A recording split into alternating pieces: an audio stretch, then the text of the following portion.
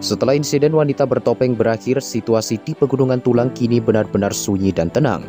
Waktu pun terus berjalan dan akhirnya hari di mana peninggalan kuno terbuka pun tiba. Dengan penuh keyakinan, Xiaoyan lantas memimpin anggotanya menuju pusat pegunungan di mana reruntuhan itu berdiri.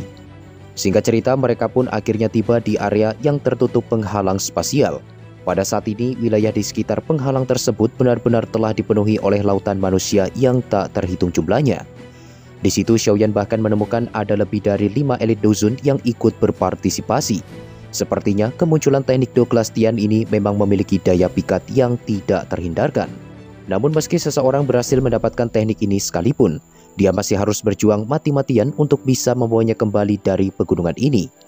Xiaoyan sangat penasaran manakah yang lebih kuat antara pembantaian api lotus miliknya ataukah teknik Douglastian ini. Di saat semua orang sibuk dengan pikiran mereka masing-masing, riak energi tiba-tiba saja menyebar yang menandakan bahwa peninggalan kuno akan segera terbuka. Selang beberapa waktu, suara retakan pun mulai terdengar. Semua orang bisa menyaksikan penghalang yang telah ditempatkan selama ratusan tahun. Kini akhirnya hancur berkeping-keping menjadi serpihan fragmen. Namun begitu segel menghilang, Xiaoyan justru memimpin kelompoknya untuk mundur dan menjaga jarak aman. Sementara itu, di lain sisi, sebagian ahli yang sudah merasa tak sabar pun seketika melesat ke dalam reruntuhan tersebut. Akan tetapi, sesuatu yang tak terduga tiba-tiba saja terjadi, di mana pecahan fragmen sebelumnya seketika mengeluarkan ledakan spasial yang sangat kuat dan menyebabkan seluruh ahli yang maju tenggelam dalam badai energi. Setelah badai tersebut menghilang sepenuhnya, Xiaoyan lantas perlahan maju dan memimpin kelompoknya untuk memasuki peninggalan kuno tersebut. Singkat cerita, kelompok Xiaoyan pun akhirnya sampai di sebuah aula besar berukuran lebih dari 10.000 kaki. Dibandingkan dengan aula besar ini, cabang aula jiwa yang dilihat Xiaoyan terakhir kali benar-benar menjadi sangat kecil. Tempat ini memang layak menjadi sesuatu yang ditinggalkan oleh seorang elit doseng. Pada saat ini, para ahli yang tak terhitung jumlahnya pun terus berdatangan dan mendarat di halaman luar aula tersebut. Tentu saja tidak ada satupun di antara mereka yang berani mendekat lebih dari 100 meter. Hal ini dikarenakan semua ahli yang datang bukanlah orang biasa. Jika salah satu dari mereka berani membuat gerakan secara acak, hal itu jelas akan menjadi masalah serius. Dikarenakan semua orang masih berdiam di posisi mereka masing-masing, Xiaoyan pun merasa sedikit tenang dan perlahan mengamati situasi di sekitarnya. Pandangannya pun seketika terhenti ke arah seorang wanita angkuh yang tampak familiar. Sosok ini tidak lain dan tidak bukan adalah Feng Qing'er, sang jenius terbaik dari Pavilion Fenglei. Selain Feng Qing'er, Xiaoyan juga menemukan ada cukup banyak murid Pavilion Fenglei yang datang bersamanya, terutama seorang lelaki yang terlihat tidak biasa. Pria berambut putih yang merupakan salah seorang murid jenius dari klan Phoenix Iblis Surgawi itu pun melirik ke arah Xiaoyan dan berkata, "Qing'er, apakah pemuda itu adalah orang yang kau katakan memiliki esensi darah dari klan kita?" Feng Qing'er pun membenarkan hal ini, namun yang paling membuatnya terkejut adalah kekuatan Xiaoyan yang sudah mencapai ranah dozun. Pria berambut putih itu pun lantas menambahkan, "Qing'er, kau tidak perlu merasa cemas. Setelah ini kau juga akan segera menerima warisan dari klan.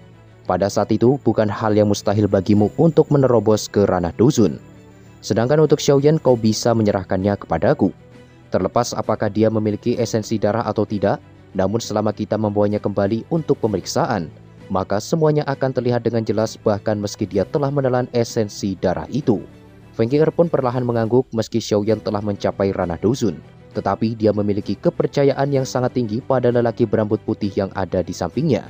Dia bahkan telah berhasil menduduki posisi 10 besar sebagai jenius terbaik dalam klan Phoenix Iblis Surgawi.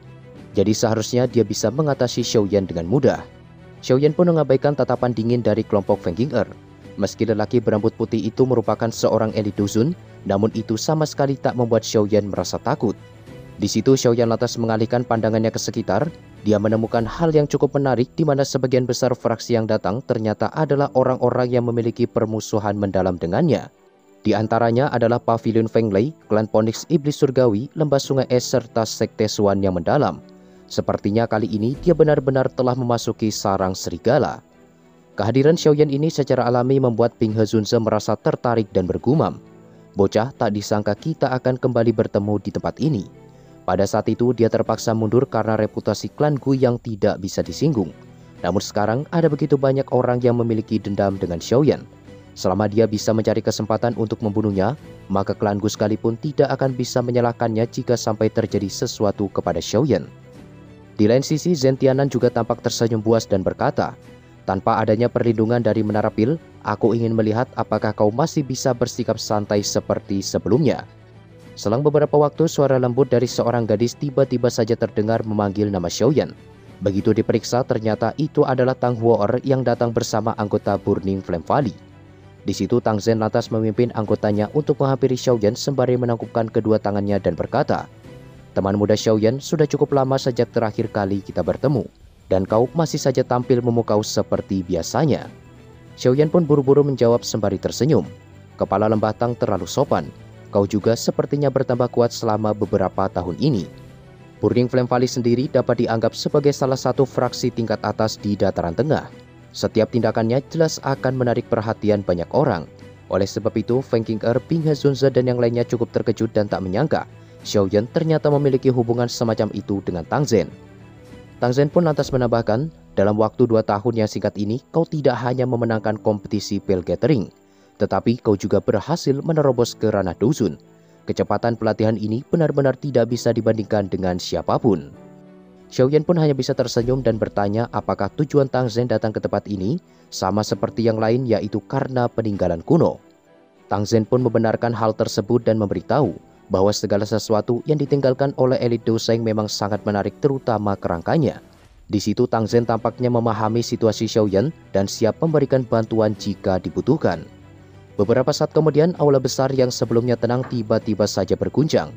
Pintu batu yang sejak awal tertutup rapat pun perlahan mulai terbuka dan membuat sebagian ahli yang hadir merasa tak sabar untuk memasukinya. Dibandingkan dengan segerombol ahli yang menerobos masuk, kelompok Xiaoyan justru masih terlihat tenang. Mereka jelas mengerti bahwa sesuatu yang ditinggalkan oleh seorang elit Douseng tentu tidak akan semudah itu untuk dilewati. Seperti yang diharapkan, pintu masuk yang awalnya gelap seketika berubah menjadi merah terang. Tanah yang semula keras tiba-tiba saja terbelah dan memuntahkan lahar panas yang menyebar ke segala arah. Tidak hanya itu, nyala api berwarna biru juga muncul di sepanjang tembok pintu masuk, dan siapapun yang menyentuhnya akan langsung terbakar menjadi setumpuk abu. Jalur api ini mungkin berbahaya bagi ahli biasa, namun bagi fraksi-fraksi besar, jebakan semacam itu bukanlah sesuatu yang bisa mengancam nyawa mereka. Dalam sekejap, sebagian ahli termasuk fraksi-fraksi besar pun akhirnya mengambil tindakan. Di situ mereka segera melapisi seluruh permukaan tubuh dengan energi doki dan bergegas menerobos pintu masuk tersebut. Setelah semua orang mulai menyerbu aula besar, Tang Zhen pun lantas mengerahkan api surgawi 9 naga petir dan membungkus seluruh anggota dari Burning Flame Valley. Dia lalu berkata, "Teman muda Xiaoyan, sebaiknya kita juga segera bergerak. Karena kau memiliki api surgawi, jebakan semacam ini seharusnya bukanlah masalah besar bagimu." Xiaoyan pun mengangguk. Dalam sekejap, api ungu kecoklatan pun melonjak dari tubuh Xiaoyan dan langsung membungkus seluruh anggotanya.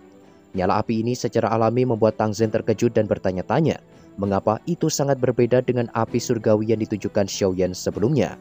Bahkan api surgawi 9 naga petir miliknya sampai merasa ketakutan. Dengan adanya perlindungan api surgawi, kelompok Xiaoyan pun mampu melalui jalur api cukup cepat, bahkan melewati beberapa ahli yang masuk lebih dulu. Namun meskipun begitu, mereka masih belum bisa melihat adanya pintu keluar. Xiao Yeshan pun sedikit bergumam, tempat ini memang layak menjadi sisa-sisa peninggalan Douseng. Sepertinya akan ada cukup banyak ahli yang menderita di dalam jalur api ini. Pada saat yang bersamaan, Tianhuo tampaknya melihat sesuatu dan menemukan bahwa sepertinya kelompok yang tertutup kabut es di depan kemungkinan adalah lembah sungai es. Sementara itu, Bing He Zunze yang menyadari bahwa kelompok Xiaoyan berada di belakang mereka pun segera meningkatkan kecepatan untuk memperbesar jarak. Dengan barisan Xiaoyan sekarang, jika mereka sampai terlibat sebuah pertempuran, jelas pihak lembah sungai es lah yang akan mengalami kerugian besar. Xiaoyan pun mengesampingkan hal ini dan fokus untuk mencari jalan keluar terlebih dahulu. Semua itu dikarenakan dia merasa ada yang tidak beres dengan jalur api ini. Namun meski telah meningkatkan kecepatan, kelompok Xiaoyan sama sekali tak melihat tanda-tanda pintu keluar, seakan-akan mereka berada di tempat yang sama.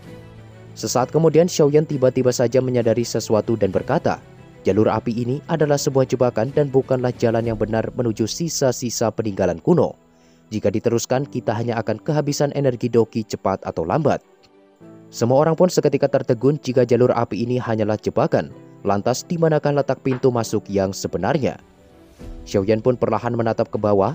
Alasan mengapa kelompok lembah sungai es menghilang begitu cepat kemungkinan karena mereka sudah berhasil menemukan pintu masuknya. Berhubung tempat ini hanya ada jalur api dan juga dinding batu, maka satu-satunya pintu masuk kemungkinan besar berada di bawah lautan magma tersebut. Tanpa pikir panjang, Xiaoyan pun segera meningkatkan nyala api sebagai perlindungan dan bergegas membawa yang lainnya memasuki lautan magma ini. Seperti yang diperkirakan, jalur api sebelumnya ternyata hanyalah ilusi yang tak berujung. Setelah berpindah tempat, kelompok Xiaoyan kini tiba di jalur batu yang kemungkinan mengarah ke dalam sisa-sisa peninggalan kuno. Kedepannya, Xiaoyan akan menyerahkan tugas pencarian Soul Baby Fruit kepada Xian, mengingat dia memiliki kemampuan khusus yang dapat menemukan harta karun apapun. Dengan adanya bantuan Xian, ini akan lebih mempermudah mereka daripada harus mencarinya secara acak. Setelah berjalan cukup lama, kelompok Xiaoyan pun akhirnya tiba di sebuah alun-alun. Pada saat ini mereka menemukan bahwa sudah ada cukup banyak ahli yang sampai lebih dulu di tempat tersebut, termasuk klan Codex Iblis Surgawi dan juga lembah sungai es. Kemunculan kelompok Xiaoyan ini jelas menarik perhatian semua orang, terutama Bing Hezunze. Dia sungguh tak menyangka Xiaoyan berhasil memecahkan misteri jalur api dengan begitu cepat. Xiaoyan pun mengabaikan tatapan semua orang. Pandangannya tertuju ke arah pintu batu yang sangat megah. Terlihat di sana ada 10 sosok yang berdiri tegap tanpa melakukan pergerakan sedikit pun. Pemandangan ini secara alami membuat Xiaoyan terkejut dikarenakan para penjaga ini merupakan sebuah boneka iblis bumi. Meskipun 10 boneka ini belum mencapai tingkat langit, tetapi menurut Xiaoyan, kekuatan mereka setidaknya berada di puncak kelas Dozong. Tentu saja kekuatan selevel ini tidak akan cukup untuk menghentikan para ahli yang mencoba masuk. Selain itu, semuanya kini menjadi semakin jelas bahwa sisa-sisa peninggalan kuno sepertinya memang berada di balik pintu batu tersebut. Sementara kelompok Xiaoyan mengamati situasi di sekitar, salah seorang tetua yang berada di ranah Dusun Bintang 1 pun akhirnya berinisiatif untuk menyerang. Dengan kekuatannya, dia pun berhasil memukul mundur boneka penjaga tersebut. Setelah beberapa pertukaran, pasukan boneka tampaknya mengalami kerugian yang cukup besar dan akhirnya membentuk sebuah formasi khusus. Sesaat kemudian, cahaya perak pun melonjak dari tubuh mereka dan terhubung satu sama lain. Kilauan emas pun perlahan muncul, dan kini boneka iblis bumi tersebut sepenuhnya berevolusi ke tingkat langit dan setara dengan seorang elit dusun bintang 2. Tentu saja Xiaoyan mengerti bahwa semua itu sepenuhnya bergantung pada kekuatan formasi. Mengingat boneka siluman miliknya harus menyerap begitu banyak petir surgawi untuk bisa mencapai kelas langit. Setelah berevolusi, keadaan pun seketika berubah. Panatua Dusun yang awalnya mendominasi, kini benar-benar terdesak dan akhirnya dikalahkan. Begitu pertarungan berakhir, boneka penjaga itu pun sontak kembali ke bentuk semula dan berdiri di posisi awal. Kejadian tak terduga ini jelas membuat semua ahli tertegun. Meski mereka berhasil mengalahkan boneka tersebut sekalipun, namun itu akan sangat menguras tenaga dan menguntungkan pihak lainnya. Sementara alun-alun dipenuhi dengan keraguan, Xiaoyan pun menunjukkan ketertarikan yang sangat besar di matanya. Jika mereka hanya boneka kelas Dozong biasa, Xiaoyan mungkin akan membiarkannya begitu saja. Namun boneka kelas Dozong adalah hal yang sangat berbeda. Kilatan perak pun seketika melintas di mata Xiaoyan. Dia lantas perlahan melangkah maju sembari berkata, "Karena tidak ada yang mau menyerang, maka izinkan aku menjadi yang pertama melakukannya." Tindakan ini secara alami membuat Feng Qing'er dan yang lainnya terkejut dan merasa waspada. Bagaimanapun mereka semua sangat memahami sikap Xiaoyan. Jika dia sampai berani mengambil inisiatif, pasti dia memiliki niat tersembunyi. Di lain sisi, Xiaoyan pun tampak mulai bergerak secepat kilat. Tentu saja dia tidak berniat bertukar pukulan dengan para penjaga ini. Sebagai pemilik boneka siluman, Xiaoyan sangat memahami kelemahan mereka. Selama dia menghilangkan jejak spiritual pemilik sebelumnya dan menggantikannya dengan kekuatannya, maka 10 boneka iblis bumi ini akan sepenuhnya tunduk dan menjadi bawahannya. Pria berambut putih yang menyadari niat Xiaoyan itu pun merasa sangat kesal. Namun karena dia tidak memahami metode yang digunakan oleh Xiaoyan, maka satu-satunya pilihan adalah dengan menghancurkan boneka tersebut. Setelah pikiran ini melintas, pria berambut putih itu pun seketika melesat dengan kekuatan penuh. Namun tepat sebelum serangannya mengenai target, sebuah cahaya emas yang tidak lain adalah boneka tingkat langit milik Xiaoyan pun tiba-tiba muncul dan langsung memblokirnya. Pria berambut putih itu pun akhirnya memahami mengapa Xiaoyan begitu tertarik dengan para penjaga ini. Ternyata dia juga memiliki sebuah boneka kelas Dozun. Berkat penundaan itu, Xiaoyan pun akhirnya berhasil menyelesaikan metode pengendalian dan segera menyimpan 10 boneka iblis tingkat bumi tersebut ke dalam cincin penyimpanannya. Proses menundukkan boneka ini jauh lebih lancar dari apa yang diharapkan oleh Xiaoyan. Itu semua bisa terjadi karena dia sama sekali tak menemukan adanya jejak spiritual pada boneka tersebut. Semua orang yang berada di alun-alun pun sontak menunjukkan tatapan iri, terutama pihak yang memiliki dendam dengan Xiaoyan. Mengingat kekuatan 10 penjaga tersebut setara dengan elit Dusun Bintang 2. Semakin besar kekuatan yang mendukung Xiaoyan, maka ancaman terhadap mereka secara alami juga akan bertambah besar. Setelah 10 boneka penjaga tersebut menghilang, pintu batu yang awalnya tertutup rapat pun kini mulai berderak di hadapan semua orang. Aura kuno yang tersembunyi selama ratusan tahun pun perlahan mengalir keluar mengikuti pintu batu secara bertahap. I don't ever slow up, no I don't take shit. I got no love for the fakeness. If you wanna play tough and wanna hate this, I'll always show up. I don't ever slow up, no I don't take shit. I got no love for the fakeness. If you wanna play tough and wanna hate this, I'll always show up and make a statement. I don't ever slow up, no I don't take shit. I got no love for the fakeness. If you wanna play tough and wanna hate this, I'll always show up and make a statement. Everything I do so instinctive and so passionate. Every word I move so